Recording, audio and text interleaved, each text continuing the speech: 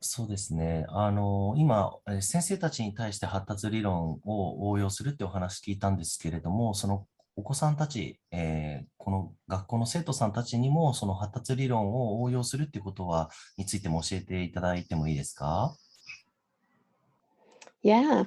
Well, I guess if I'm thinking about developmental theory, one of the most interesting features of using it and being able to try and assess where children are is that we've seen that there's been a shift in the last 10 years even, that there's more and more children developing at to a later developmental stage earlier than before.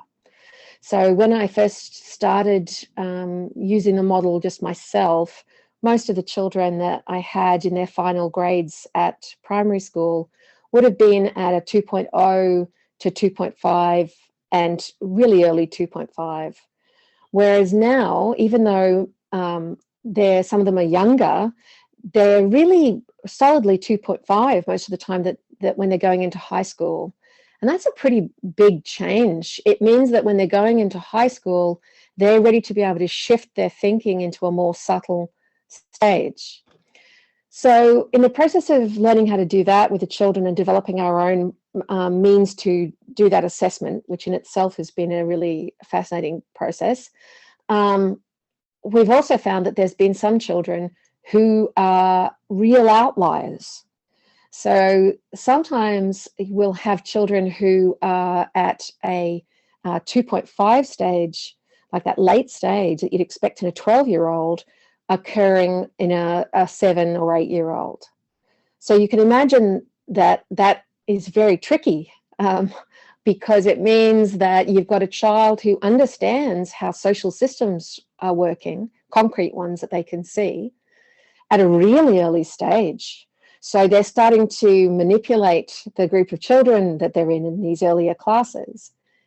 So we've had to try and work out whether the best thing for those children is to shift them into the class group that is at that stage that they're at, or whether to try and adapt the way that they're being taught in the classroom they're in. And we've also now sort of settled on an in-between stage. So we've now worked out our class groups so that there's enough crossover between stages that if there's a child that's got that big a gap between the age peers class that they'd be in, we can just shift them one class ahead, and it's still teaching the cognitive stage that they need it to be, the academic stage they need it to be, but it's a little bit closer to what their developmental stage is, so that there's not as much opportunity for them to be able to manipulate their class group. But that's something I wasn't expecting. I never thought about the fact that you'd have that extent of outliers. And even with some of our past students, there's a number of them that a couple of them have done assessments as adults.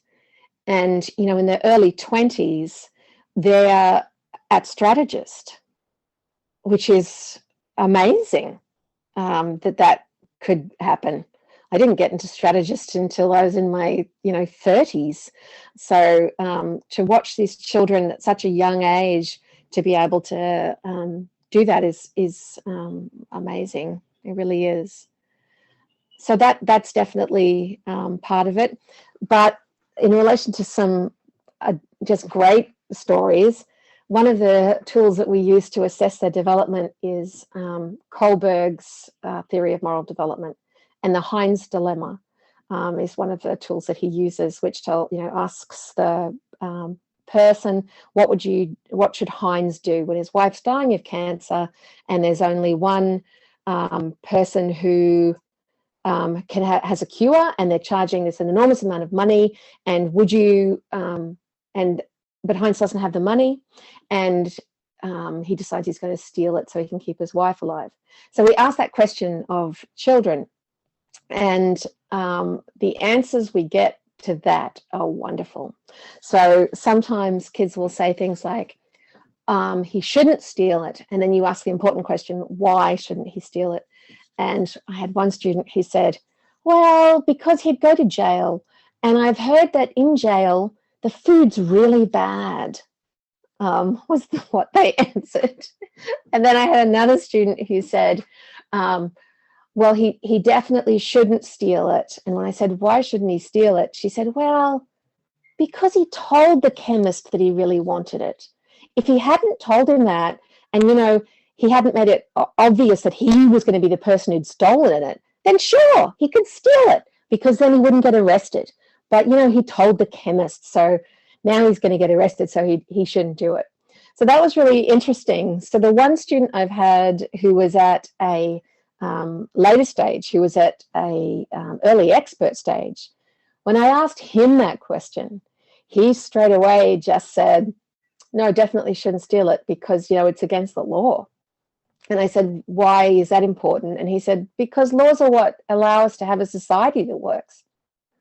And so having that come out of a 11-year-old's mouth with such certainty, and I asked him some more questions about other ethical dilemmas like that, and he answered the same way. He was able to see how this was relevant to society at large rather than the individual, rather than it being about good food or whether or not, you know, you're going to have someone to chat to, which was another answer that one student gave. You don't want to go to prison. I don't think there'd be good people to talk to there.